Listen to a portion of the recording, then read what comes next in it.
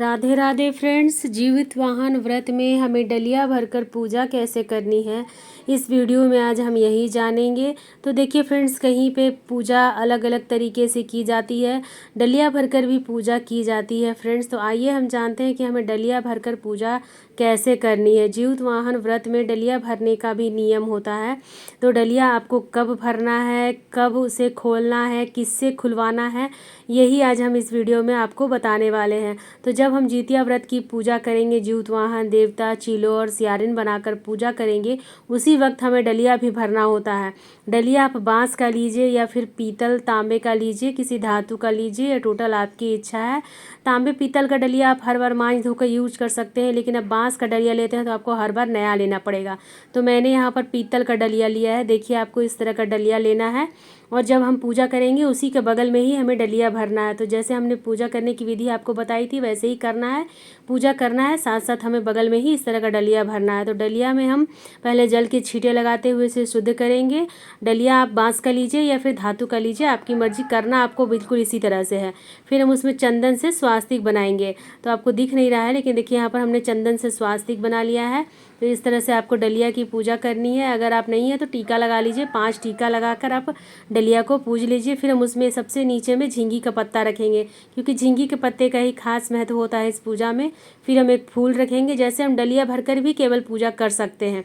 इसमें थोड़ा सा हम अक्षर डालेंगे फ्रेंड्स, आप अक्षर डालिए या फिर आप जो अंकुरित अनाज रखते हैं वो डालिए। एक सुपारी रखेंगे पूजा के रूप में। सबसे नीचे में आपको सबसे पहले झींगी का पत्ता, उस पर 1 रुपये का सिक्का, लौंग, इलायची, सुपारी वगैरह रखना है। फिर इसके में हम वस्त्र समर्पित करेंगे। इसे आप अपने बच्चे के कलाई पर बांध दीजिएगा। तो इस तरह से हम वस्त्र समर्पित करेंगे पूजा करने के लिए। हाथ जोड़कर प्रार्थना करेंगे और पूजा करने जा रहे हैं ऐसा बोलकर हम पूजा करेंगे। फिर हम ना डलिया भरेंगे। तो डलिया में सारा फल भरना होता है।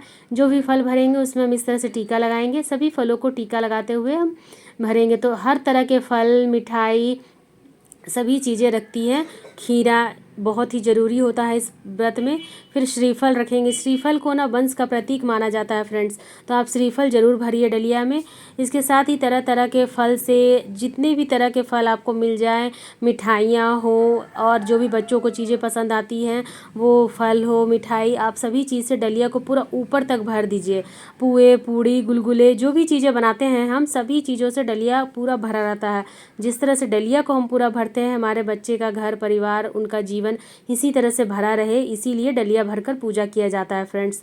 तो डलिया आप छोटा लीजिए या बड़ा लीजिए, खाली मत छोड़िएगा, उसको पूरी तरह से भर दीजिएगा फ्रेंड्स। जो भी चीज़ें आप घर में रखते हैं उन सभी चीज़ों से आप उसे पूरी तरह से भर दीजिएगा। बच्चों के कपड़े वगैरह है तो भी उसे रख के भर दीजिएगा। और जो जितिया का डोरा होता है उसे भी इसी डलिया में रख कर पूजा जाता है। तो आप डलिया में ही जितिया का डोरा रख दीजिए। बच्चों के लिए कुछ दक्षिणा रखिए और पंडित जी को दान करने के लिए भी दक्षिणा रखी जाती है। साथ में बच्चों के जो सामग्री हो, खिलौने, कपड़े, जो भी हम बच्चों के लिए लेते हैं उसे भी इसी डलिया में भरकर अच्छे से या तो डलिया को आप बांध दीजिए या फिर किसी साफ़ सुथरे कपड़े से ढक दीजिए।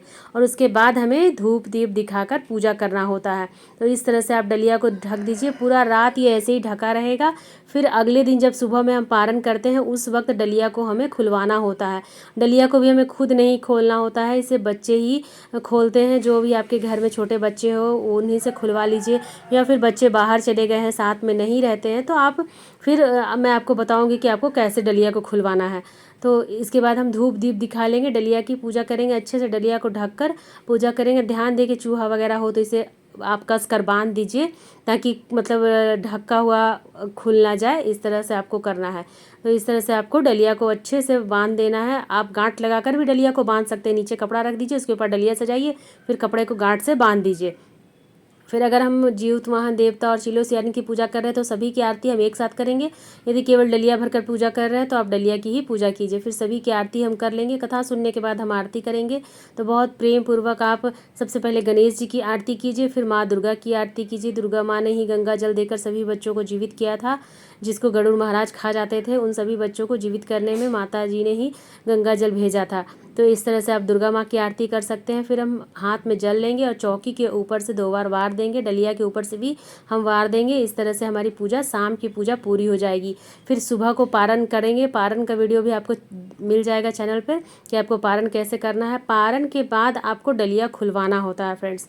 तो जब आप पारण कर लीजिए, पूजा कर लीजिए, सुबह की पूजा जब हम करेंगे, चेलो सियारिन को हम पारण की चीज़ें देंगे, उसी वक्त डलिया खुलवाना। और डलिया अपने छोटे बच्चे से खुलवाना है, मतलब बच्चों से खुलवाना है। घर में अपने बच्चे ना हो तो देवरानी के, जेठानी के, ननद के, किसी के भी बच्चे हो जो छोटे हो, मतलब जो छोटे बच्चे होते हैं, उनसे आपको ये डलिया खुलवाना होता है। और नहीं है तो फिर किसी देवर वगैरह से भी आप खुलवा सकते हैं। जो रिश्ते में आपसे छोटा हो उन्हीं से ये डलिया खुलवाया जाता है। आपको स्वयं नहीं खोलना है, और आपसे बड़े जो रिश्ते में हैं उनसे भी ये डलिया नहीं खोलना है। तो इस तरह से आपको डलिया की पूजा करनी है और डलिया को खुलवाना है। फिर डलिया के प्रसाद आप घर के सभी सदस्यों में बांट दें। कुछ चीज़ें आपको दान कर देनी होती है, कपड़े बच्चों को पहना देना होता है। और सुबह में भी आप धूप दीप दिखाकर ही डलिया को खुलवाइए। सुबह में भी आपको धूप दिखाना होता है, उसके बाद ही आप डलिया खोल सकते हैं। देखिए मैं आपको दिखाऊंगी यहाँ पर डलिया खोलने के लिए। जब आप पूजा करें तो बच्चों से डलिया खुलवाए, इस तरह से हाथ जोड़कर प्रार्थना करें, फिर ताली बजाते हुए भगवान जी को जगाएंगे। इस तरह से हम डलिया को खोलेंगे। कपड़े हम बच्चों को पहना देंगे, उसी दिन चाहे पहना दे या फिर बाद में पहना दे। और जो भी चीज़ें हैं सभी चीज़ें आपको लेकर इस तरह से करनी है। इसमें जो डलिया में धागा है, इस धागा को सबसे पहले हमें बच्चों को पहनाना है। जितने भी आपके बच्चे हैं बारी बारी से पहना दीजिए। और अगर आपने सबके लिए अलग अलग धागा रखा है तो आप सबको एक एक धागा पहना दीजिए, फिर आप खुद पहन लीजिए।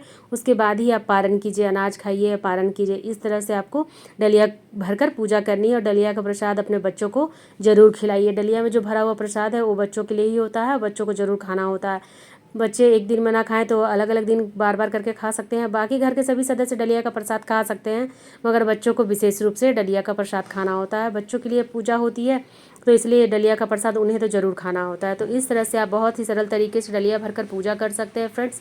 यदि कोई डाउट हो तो मुझसे पूछिएगा कमेंट करके, मैं आपको ज़रूर बताऊँगी फ्रेंड्स कि डलिया भरकर आपको पूजा कैसे करनी है और डलिया का सभी सामान को आपको क्या करना है। फिर डलिया को मांज धो के रख दीजिए। अगली बार आप फिर से डलिया इसी में भर सकते हैं। बांस की डलिया है तो आप फिर नया लेना पड़ता है। बांस की डलिया हर साल यूज़ नहीं होती है। बांस वंश का प्रतीक है, लेकिन वो हर साल नया ही लेना पड़ता है आपको।